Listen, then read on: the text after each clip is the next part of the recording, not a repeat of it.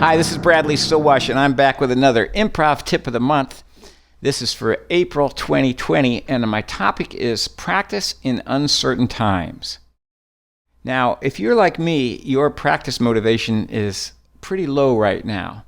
And I think that's just fine, and that's just normal. We all have a lot on our minds. But what if the only unusual aspect of social isolation would be that we had more time to practice? We have more time, but we have less motivation. What do we do with that? I'm going to share with you today 5 tips about putting aside thoughts of safety and subsistence and thinking more about moving our music forward. Now, you wouldn't want to do all 5 of these tips. Maybe just one of these will move you into getting more music happening during this time. The first one is to focus on technique.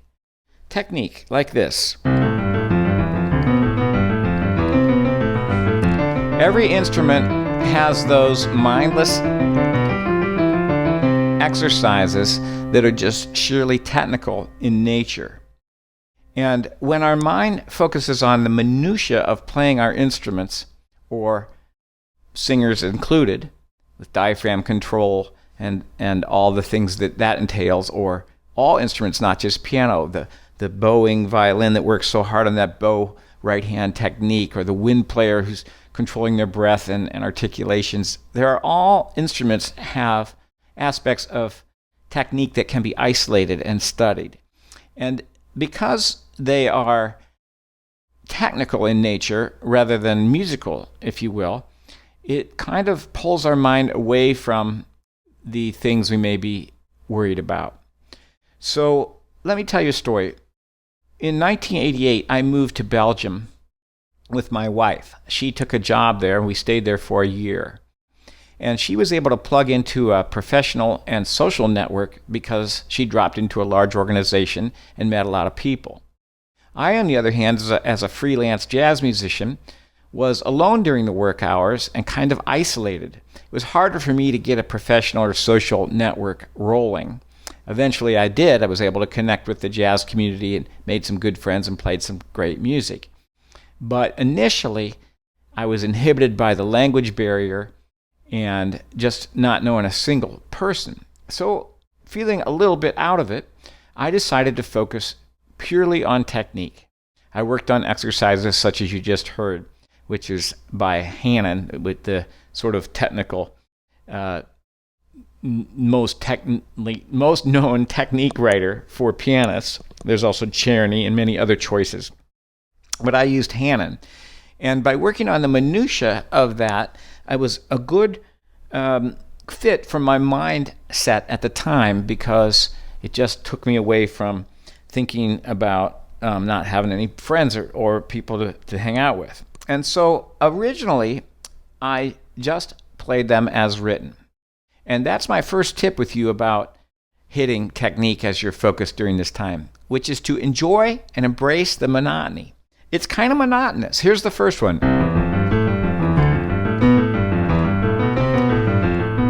You know, it's not really music. It's what a dancer one time called warm-up music.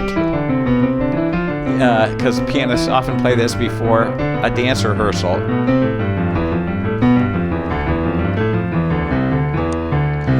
Okay, so at first I played all of book 1 and then book 2, and I'm sure your instrument has a standard technique book that you could just work through. And then I began to increase the tempo and increase the number of exercises I played in one sitting. So I was building stamina and dexterity and also speed by doing this, just sheer technique. So my tip is to embrace the monotony for a while, but then I'm encouraging you to make variations with it, to sort of own that. There's no reason you have to play your technique book exactly as written once they're in your fingers. So you can do this by asking yourself questions. I thought, well, Hannon did not live in the jazz age, but if he had, perhaps he would have had swing eighths. Do-ba-do-ba-do-ba-do-ba. And now I'm, working on my swing feel. Or So another one might be, what if I played, this is a piano thing, my hands a third apart plus an octave? That's a tenth. So it might sound like something like this. Here I'm swinging and playing intervals. Suppose I'm playing scales. What happens if I played scales in two different directions? What if I played them in two different speeds?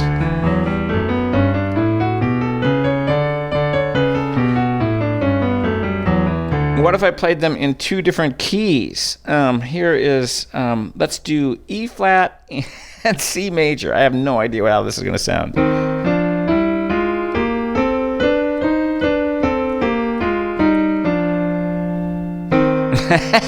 So, you pose yourself questions and then respond experimentally. And that way you're really working the technique, because you're taking it into realms that are not even written. You're playing unfamiliar keys in unfamiliar ways, and maybe making up your own patterns and isolating little challenges. So my first tip of 5 is to isolate and practice technique. And that's, I think, my most important tip today. It's a great thing to do when your mindset is not really that into it. My second of 5 tips is to make mood music, or we could say moody music.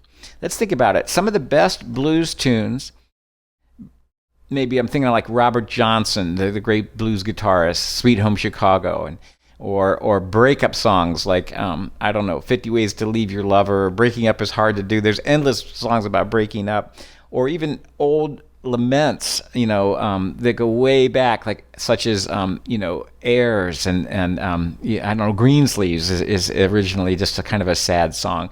These old tunes and new tunes that are moody by nature are kind of cathartic for the artists who use them. Some artists are just moody by disposition, and others find themselves in circumstances where they're not feeling very cheerful, and so their music reflects that. So if I were to do some moody music just now, I might pick, I'm thinking of the tune Stolen Moments, but I'll just go into an improv on that. I like C minor for mood. Maybe you play Summertime, that would be another good choice, or you just work out a simple minor chord progression. But I want to get moody, so I'm going to color these chords.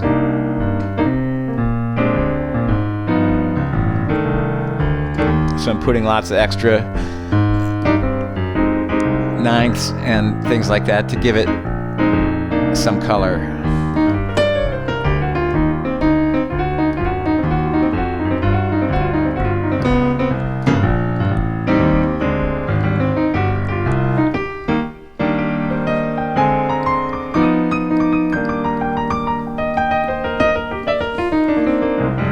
So to me, that's a good, key and feel for this kind of gray day in a weird time.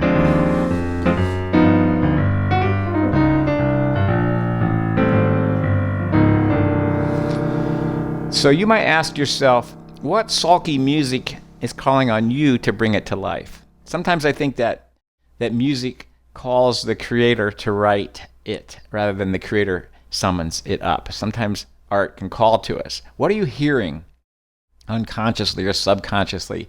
Find yourself humming or hanging on a little melody. Maybe you're writing that. Maybe this is a time to explore that. Maybe you have some lyrics which reflect what's going on these days.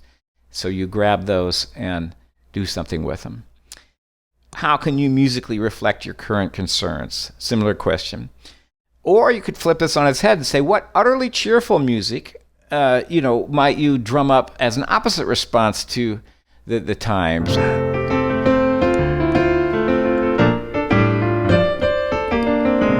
Something, cheerful to lift your spirits. So my second of 5 points is make some moody music or mood music, whether it be sulky or cheerful. The first point was practice technique. The third of 5 points is to revisit the familiar. So you can hit some comforting pieces that you've played before and see how much remains intact, and pat your back as to whether you're reading it or memorizing it. You can pat your back about, gee, there's some of that still in there.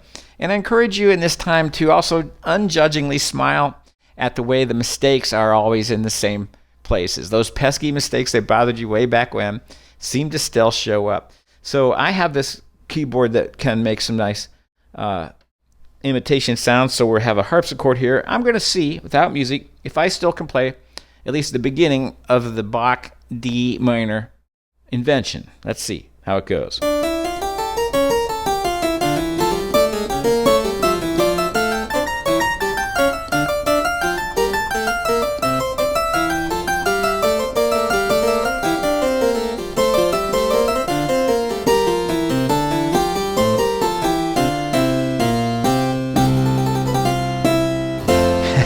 It's mostly okay. And just smile, right? Don't worry about if it's perfect. I'm using an old friend to sort of remind myself that I love music and that my fingers know more than I do in some cases. So as you revisit the familiar, here are some questions you might ask yourself. What old friends are in your sheet music collection that you've not visited for a while? What have you retained from previously memorized pieces? And what easier to play repertory brings you joy? So maybe, we always feel as musicians that we want to move to something challenging. But what if it were something simple? And we just, I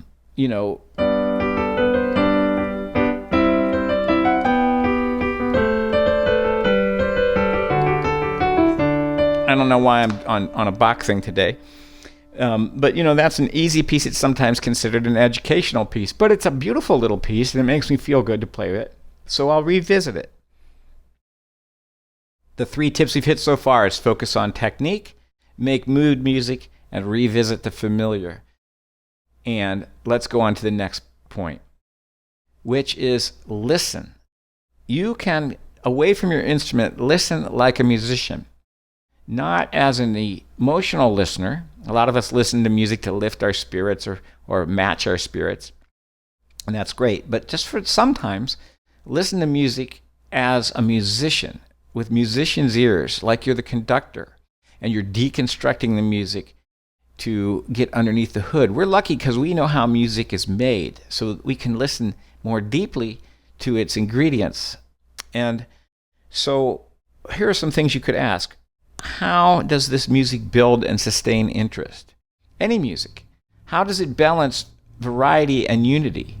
Unity being repetition to create a sense of, that it's glued together, and variety being the surprises and twists and turns which keep us interested. Or you could just try to follow one instrument as you play, as you listen. So I'm going to play a little bass and right hand here, but just see if you can focus just on the bass.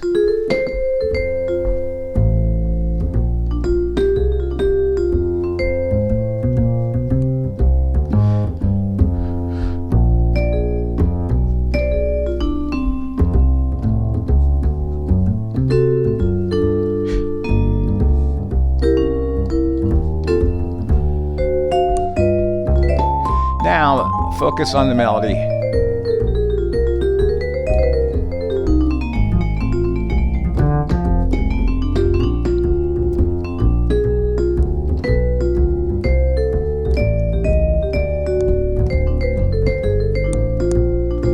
This time, focus on the chords and how the right hand does melody and chords.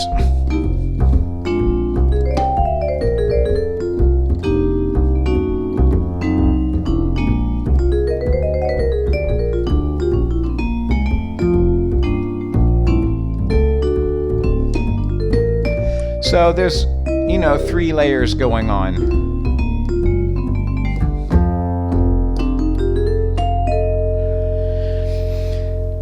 So remember that time when music was special? When you saved up your $5 to go down and buy an LP, a vinyl record, and you lived in that record. You listened to it over and over and enjoyed every lyric and every nuance and every little guitar lick and everything about it, and you went over and over and deeply into that music until you really listened to it. I feel like that's a thing that's lost in this time where we have so much access to everything. All the streaming services are saying, we have 3 million songs, we have 6 million songs. What if you had just one great tune that you loved and you really listened to how it was put together? That's a wonderful way to develop your musicianship without even touching your instrument.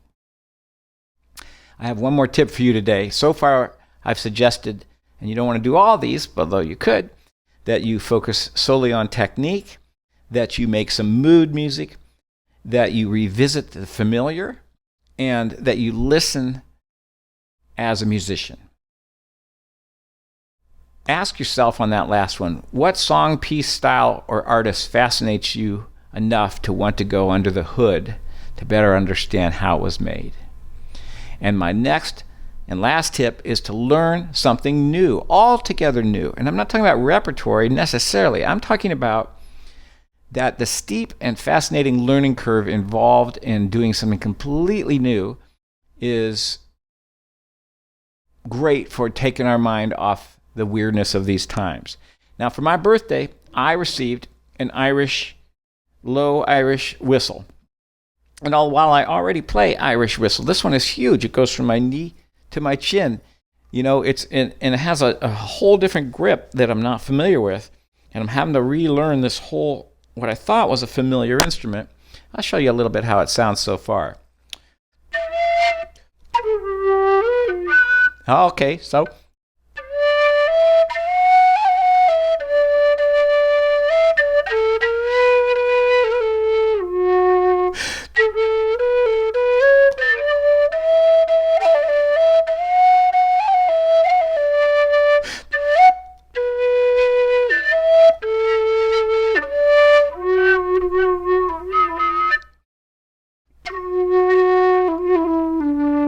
Now, did you hear that? I adjusted my grip. That's what I'm working on. So this is not, ready for a concert.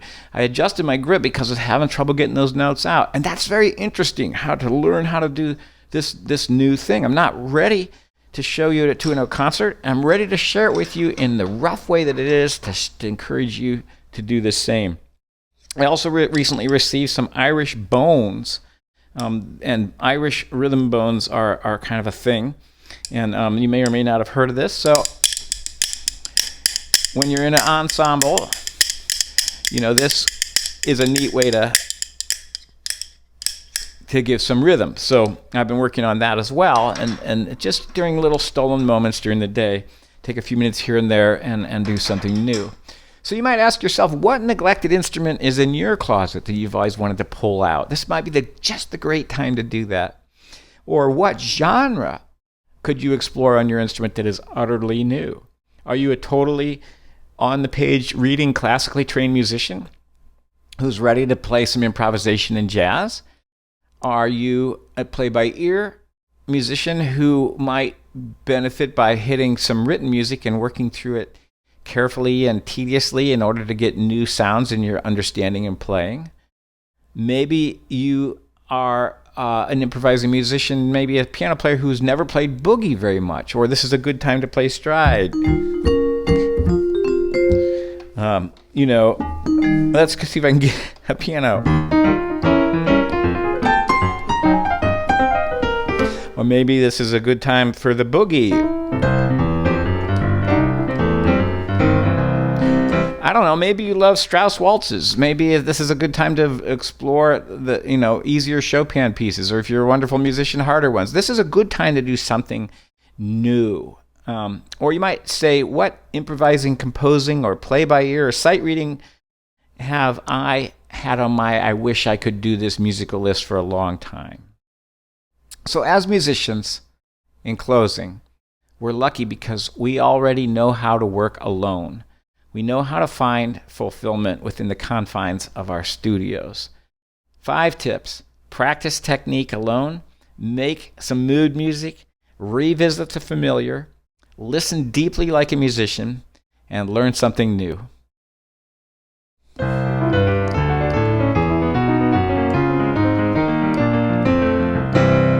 Until next time, enjoy your creative music making journey.